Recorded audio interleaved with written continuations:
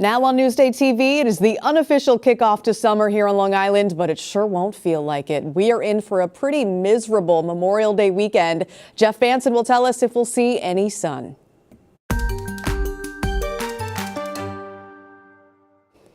I'm Macy Eglund. We'll have more on your forecast, but first, only a Newsday. Immigration crackdowns are leading to a big drop in men's soccer league participation here on the island. Jamie Stewart has that story from Brentwood. Many years ago, the soccer here was but now everything is decreasing. It's different, according to Miguel Flores, for two reasons: the economy and the government's strengthened stance on immigration. Soccer lovers in several Long Island communities are staying away from the pitch. Right now, actually, we have only 6 teams, and we used to have 12, 16 teams. Some of the players are staying away. The numbers are down. They have fewer teams. Some leagues have not even started playing. One league in Hempstead has put off playing until at least the end of May.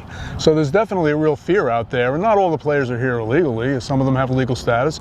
But ICE is arresting people with legal status in some cases. So there's just a generalized fear in the community as well as in these soccer leagues. Men's soccer leagues on Long Island typically have between 10 and 20 teams. But Flores says a lot of those leagues are now down to half that. And for communities like here in Brentwood, soccer isn't just for fun, it's a way of life. The most important thing for the community is we practice sport, we have leagues. We bring these kids to, participate in sports and keep them out of trouble. They live and breathe this stuff. They really go crazy with soccer games. We have the World Cup coming here to the U.S. People are really excited about it, and this is their local version. While immigration agents have conducted numerous raids and arrests in Brentwood over the past year, Flores says they have not raided the soccer fields. However, they're afraid just to get to the fields. Last summer, I believe there was one team coming to a field and they heard about a checkpoint on the social media sites. They stopped, turned around and went home. So just getting there is a fear factor for them. It's a really difficult situation, and it's taking away this kind of beloved activity in the community. For Newsday TV, I'm Jamie Stewart. You can read more about this story, growing immigration fears, and ICE enforcement on Long Island on our website, newsday.com. Click Get More below the Newsday TV video box. Let's talk about your forecast now with meteorologist Jeff Banson. We've got a big holiday weekend ahead and some bad news. The unofficial start to summer. And it has been a crapshoot more often than not, really over the last decade. Actually, you look back to last year, Macy, we actually had a nor'easter that was impacting parts of New England. It impacted parts of Long Island for a couple of the days. So this can be a great weekend or it can be a dud. And unfortunately, the weather trending towards the latter of the two, and it has been all week long. So there really hasn't been a lot of variability in this forecast. It's just a matter of, can we salvage maybe a day? And I think we can. I'll give you that answer. Let's take a look outside first this morning. Beautiful shot down the docks over in the Hamptons. Yeah, but you see the lower third there. A rainy Memorial Day weekend is in store for Long Island. Today, if you happen to have maybe a 4-day weekend, I'd say on the first half, but also maybe on the back half, that's going to wind up being your best day. But in terms of the 3-day weekend, it looks like Monday is going to be that way right now. But again, a big cool down from yesterday to really the entire week before that.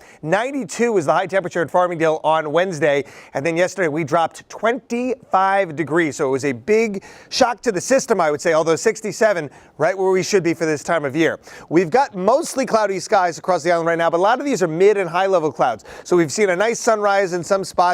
You go a little bit further north up into Connecticut, you're actually seeing full sunshine right now. But if you go south of Long Island, you are seeing some light rain right now with this stalled out frontal boundary. It really took forever to clear out yesterday. We got some nice sunset pictures towards the end of the day. Try to share those on social media. High pressure to our north, so it's clear up over New England, but eventually the high pressure is going to lose the battle with all of these incoming rain systems off to the west right now. So it's a pretty decent day overall. We'll see temperatures getting into the 60s this afternoon, under partly sunny skies, sort of that veiled or sunshine, and then the clouds thicken up tonight, and it all goes downhill as we head into your Saturday. Now, I will say this, if you have morning plans tomorrow, I know there's a lot of services out there. There will be some Memorial Day parades tomorrow. We may be able to get those in okay, especially the further east that you go because the rain's coming from the west. And it is on the lighter side here. We're stopping it at about midday. So still dry towards the Twin Forks, starting to get that steady light rain for the western half of the island. Do with that as you will and plan around it. But again, I think you could salvage tomorrow morning and then the rain just really soaking island from tip to tip. And it turns heavier as we head into Saturday night and Sunday morning. You can see these yellows and oranges here on the screen indicating those heavier bouts of rain. We start to thin that rain out on Sunday. It will be some lingering showers during the afternoon.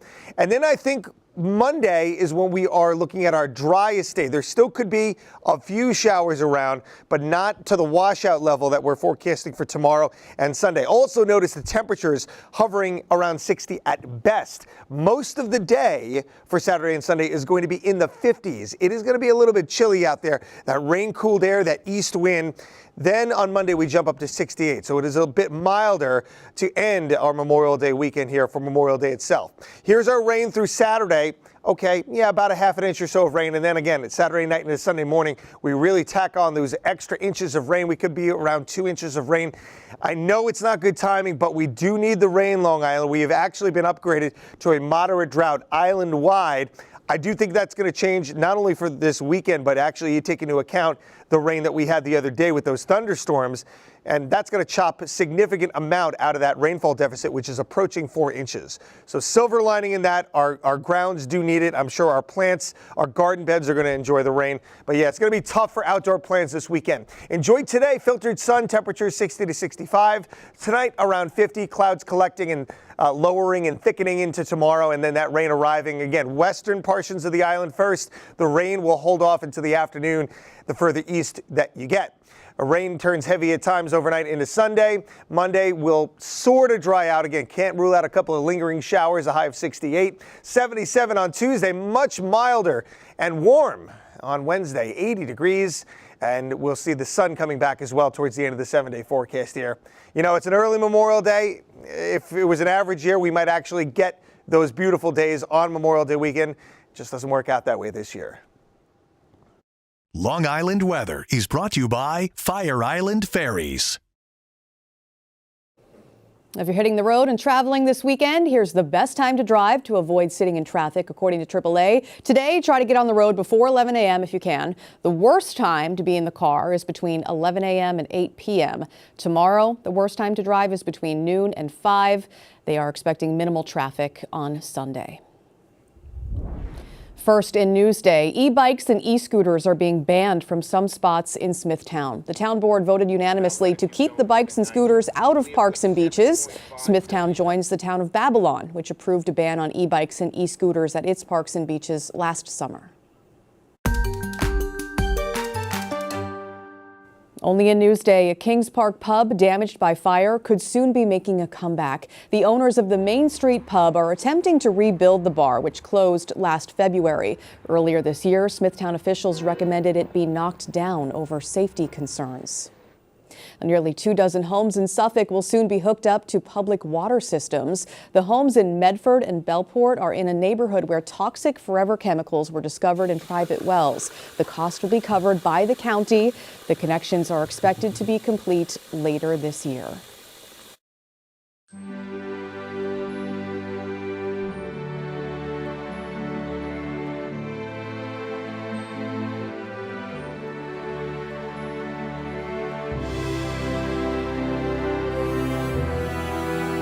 Ahead of Memorial Day, we are looking at a Gold Star mother's mission to honor her fallen son. Virginia Huey has the story you'll see only in Newsday.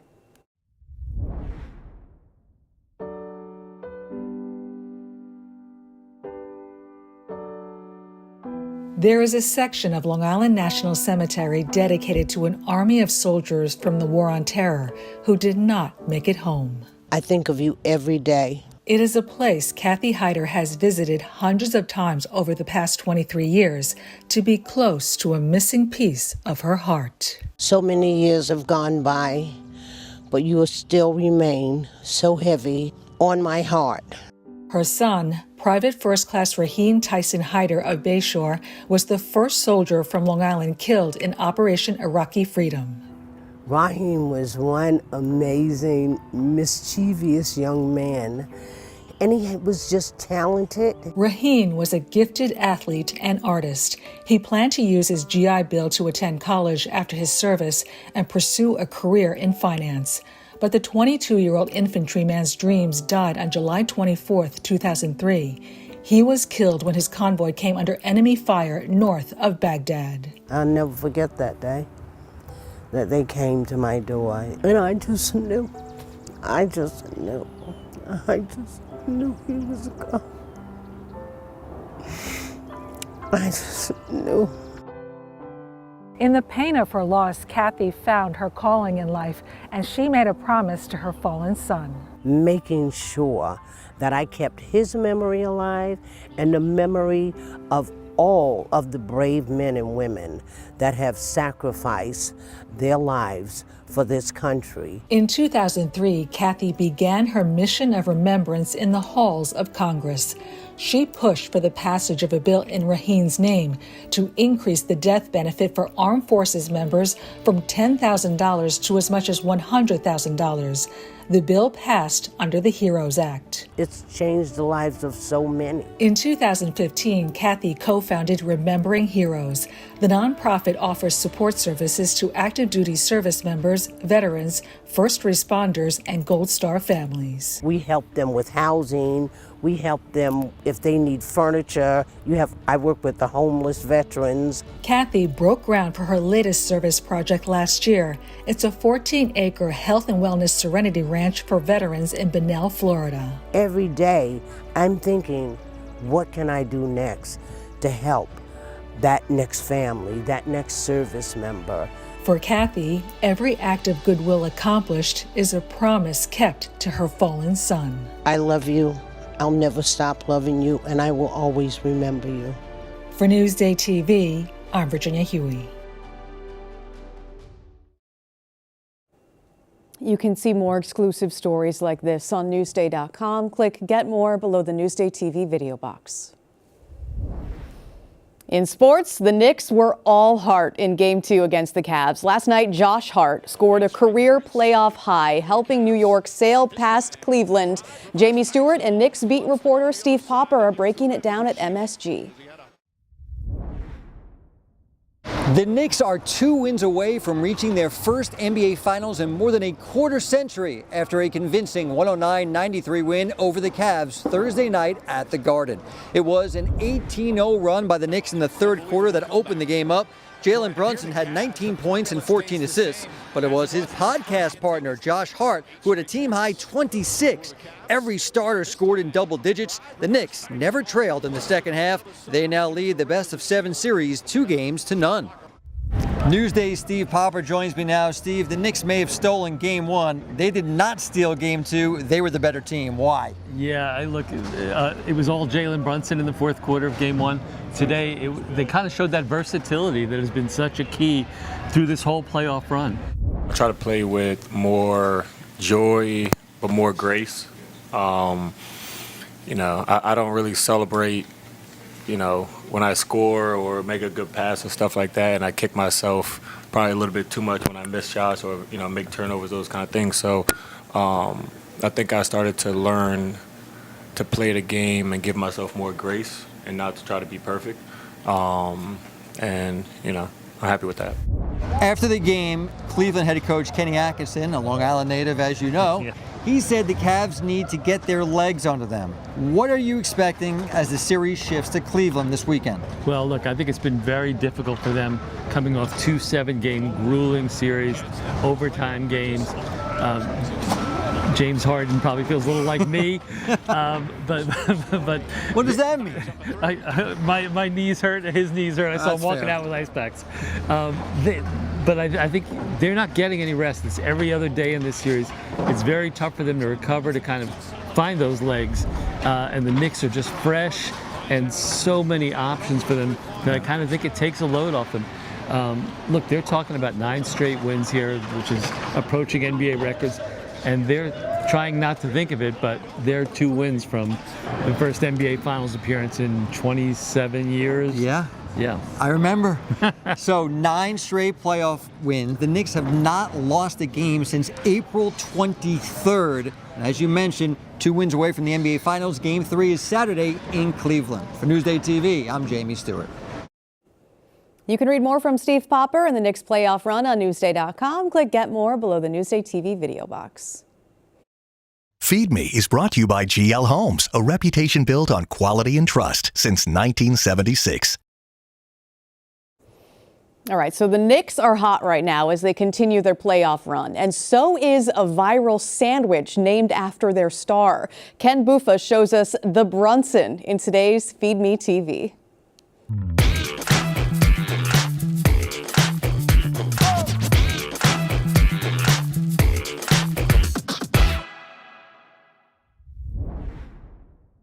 This big old sandwich is called the Brunson, and you can only get it here at Chubb's Meats and Catering in Medford. Let's go inside and see how it's made. I had to make a sandwich for Jalen Brunson. I know him, my son loves him, everybody loves him, so that's how it came about.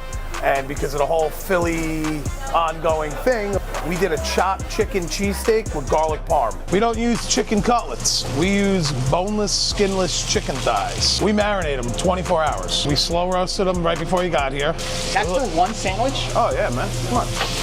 Kind of like a little bit of a rocket ship. Once we posted it, once we named it the Brunson, people lining up, people grabbing it, grabbing 3, 4, 5, coming back the next day. Now we hit it with the juice. This is a homemade garlic parm. Onions go in. Now, here comes the fun part. This is a Cooper Sharp Provolone blend. And I'm gonna show you the secret tool right here. You need the best bread. We get our bread customized every day from Cardinale. My buddy Augie, he is the absolute goat of bread. Lightly toasted. I've been cutting meat since I'm 17, and I wanted to be different than every other butcher shop on Long Island, whether it's sandwiches, sandwich of the weeks, and a little more parsley, and that is the Brunson.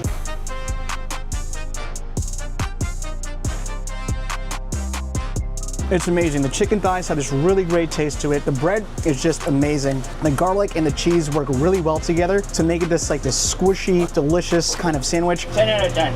Ken Buffa, Newsday TV. Looks so good. You can find more standout sandwiches on our website, Newsday.com. Click Get More below that Newsday TV video box.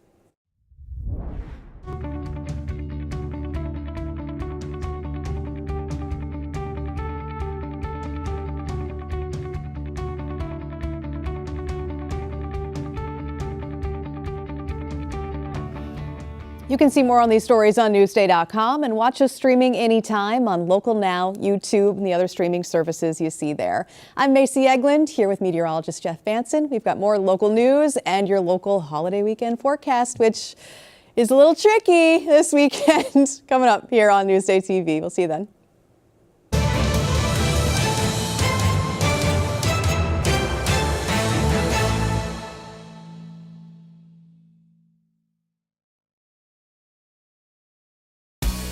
You'll always find something exciting with Carissa Kelman on Newsday TV.